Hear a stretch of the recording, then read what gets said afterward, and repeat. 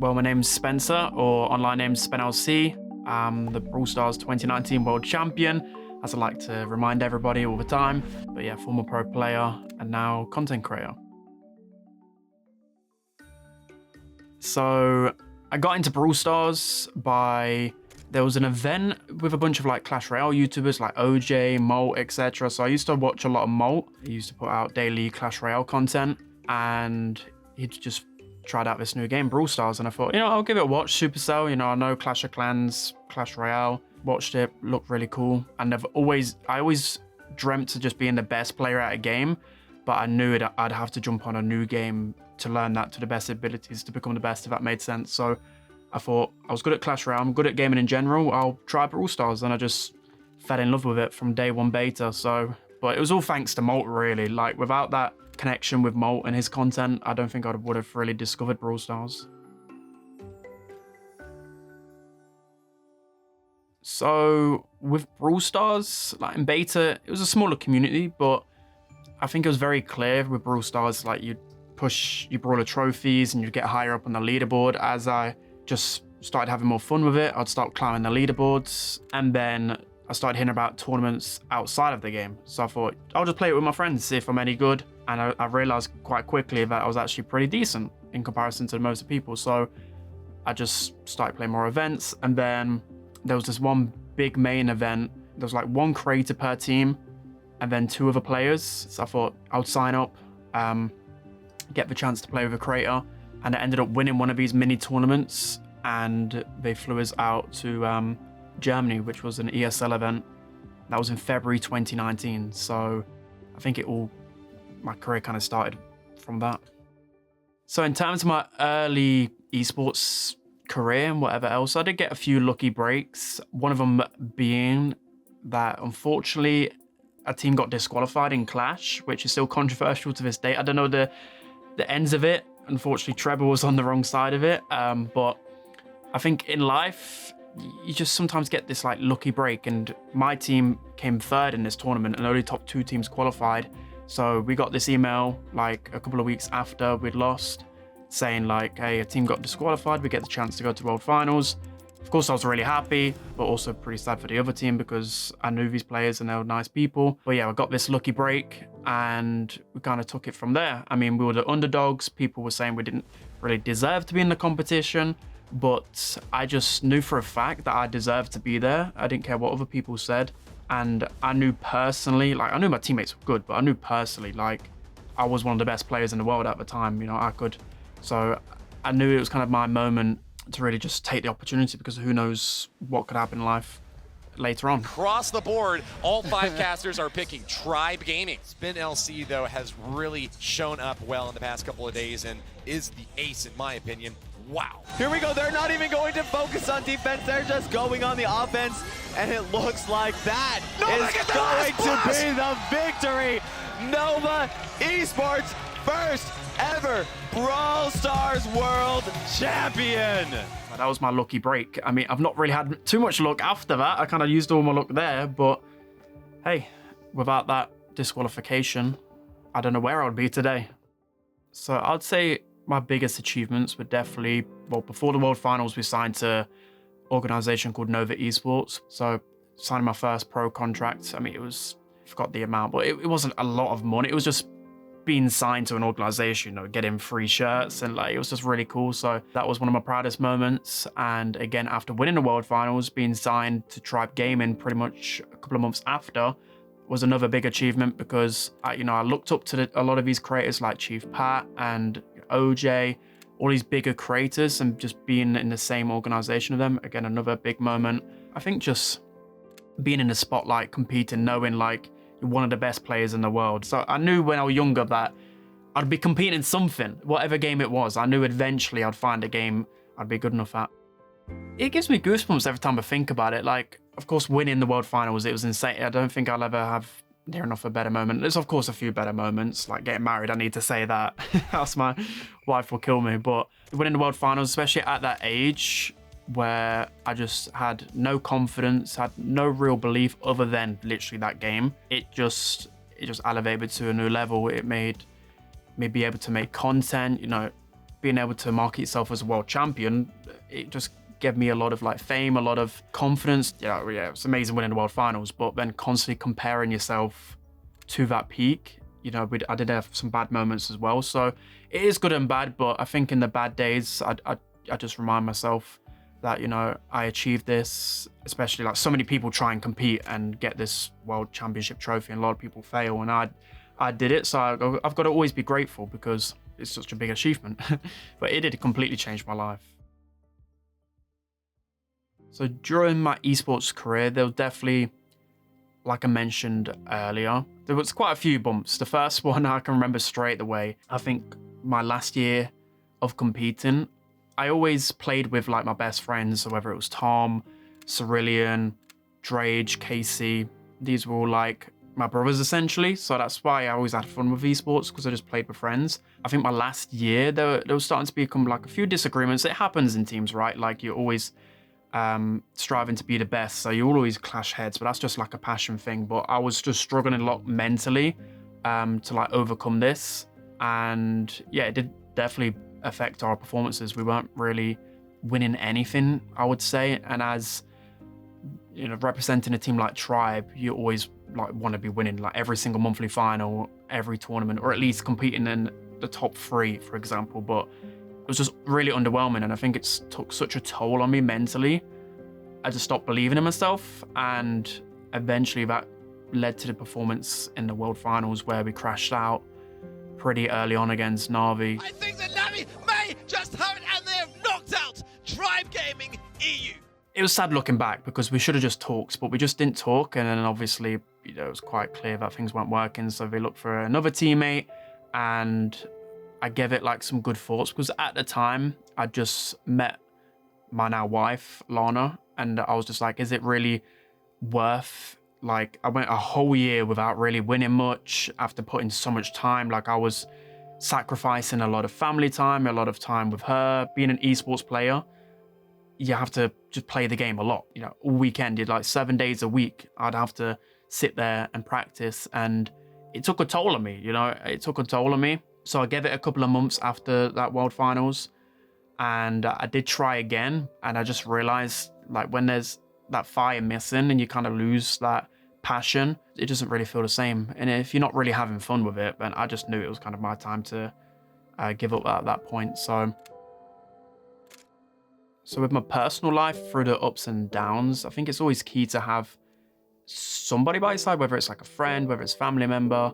Fortunate for me, my family have been good, but it's especially my now wife and my dog. Just being able to talk to them about it. Again, when I was younger, I just never used to speak to people about my feelings. A lot of young people don't, but I think eventually with my relationship with my wife, I just eventually started opening up more. It helped me be a lot more positive with, again, you know, like if a video performed really badly, or towards the end of my esports career not performing too well, I knew I had someone to talk to. Or again, once I got my dog, just having that something there to lift me up again when things aren't good. Because with content creation, with most things in life, but with content creation, there's a lot of ups and downs, and there's a lot of times where I got burnt out, but just having someone to keep me in the right path and just look at things in a positive light, in a different light.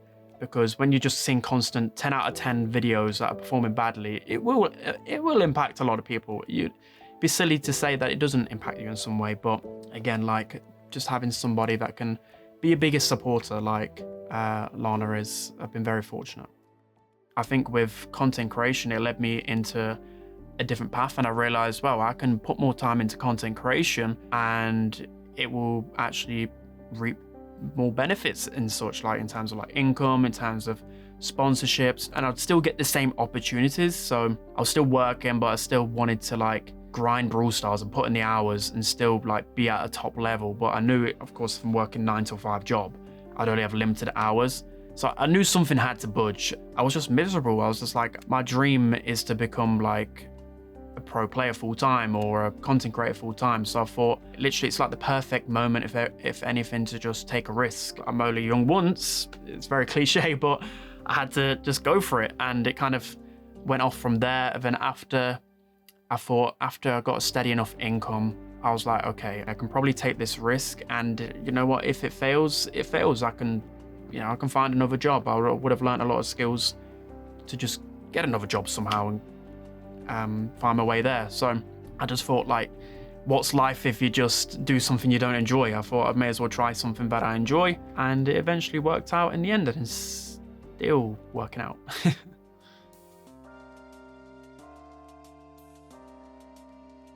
There's been quite a few really cool things that I've been able to do. I think one of my favorite ones is definitely being invited to the Supercell headquarters and being a part of their podcast, even though I thought that I didn't really speak too well on the podcast. But it was just such a great experience. Well, actually one of my dreams, because I just think of Supercell as such an amazing company in terms of how many great games they've produced, and I've always wanted to see like the behind the scenes.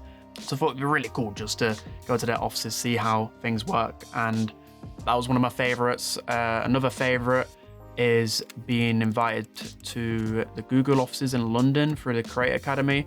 I think that was a really good opportunity as well. Just being like in the presence of a lot of other similar creators, for example, it definitely helped motivate me a lot more.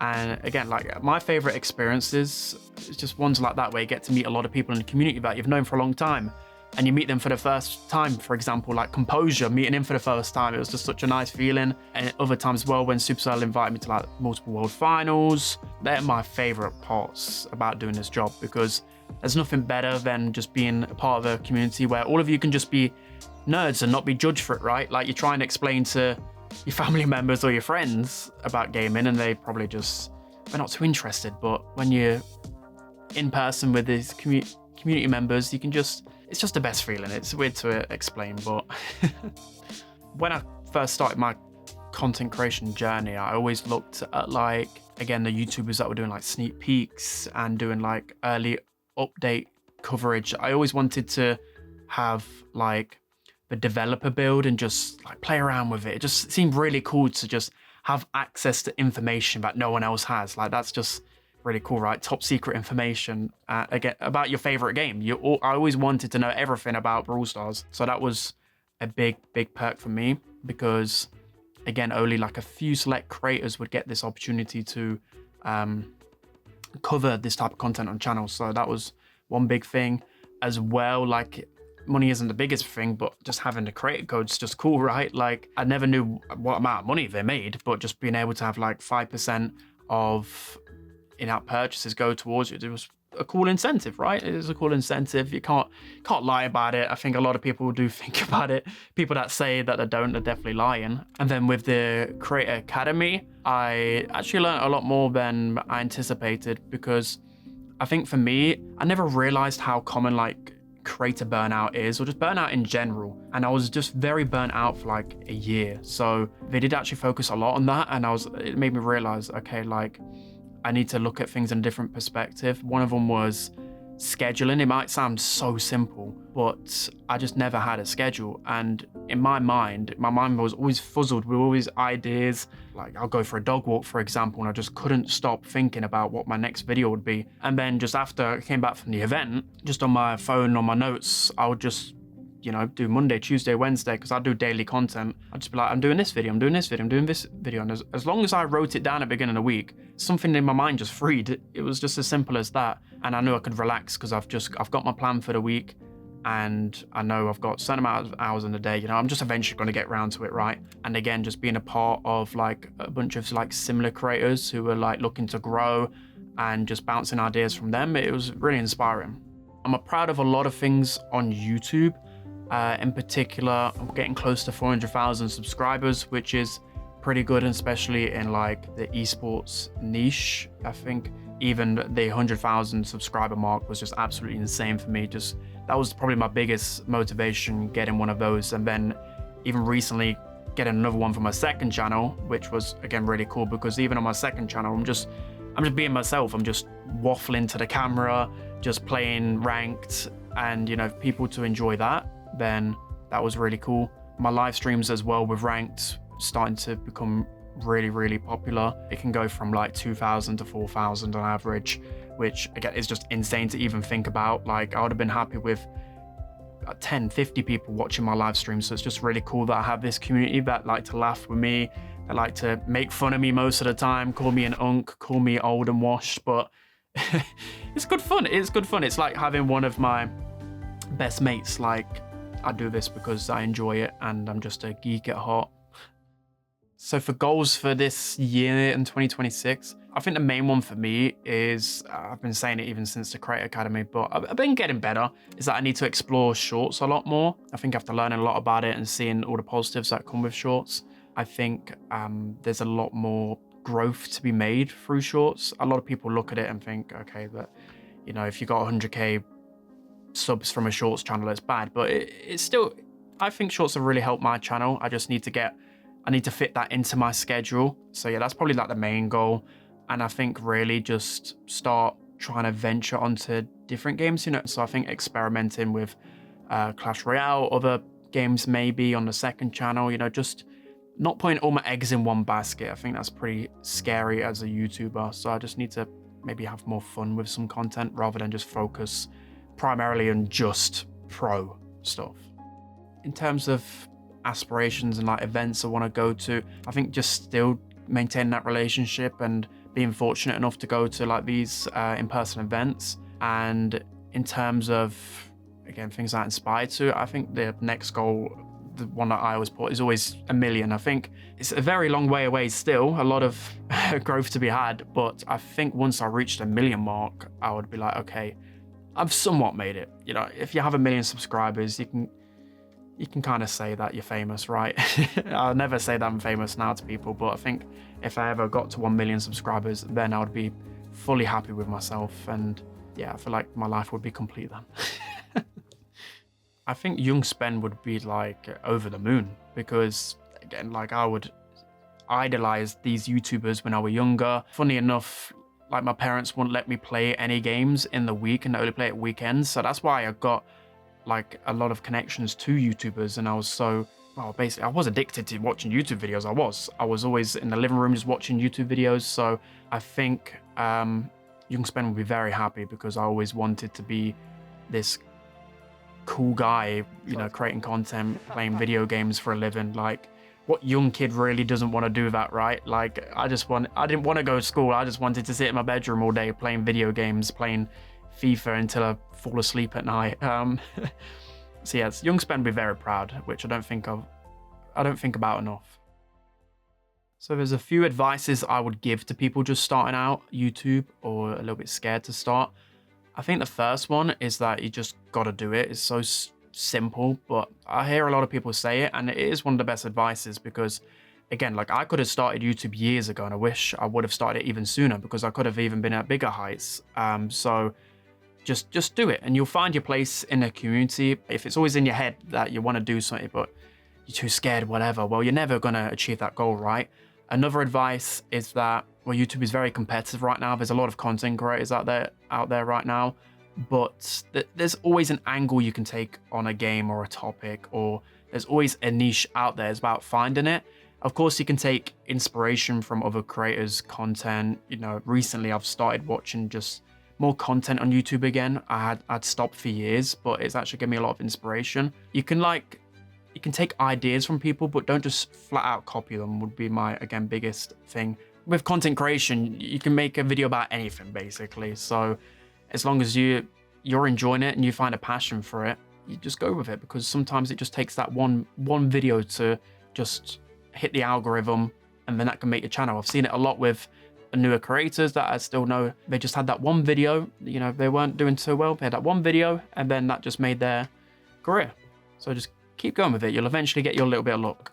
So the way that esports and content creation have changed my life, a lot of it has definitely come down to confidence, because when I was like, since I was 12 to the age of probably like 18 before I started doing any esports stuff, I really wasn't a confident person. And I think it just brought out a lot of confidence in me, just believing in myself a lot more. So it really helped for that reason. Again, like being able to just connect with a lot of different people from the community, going to all of these events, etc.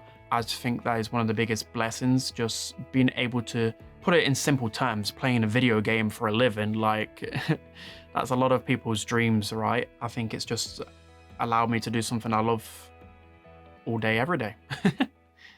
And my final message is that all of the popular YouTubers in the world, all the famous people, they all started from nothing as well. So if you don't get started, how will you ever achieve greatness, essentially? So just keep going with it. Something will happen. Luck will happen to you. Even if you think the unluckiest person in the world, you will eventually get a bit of luck like me.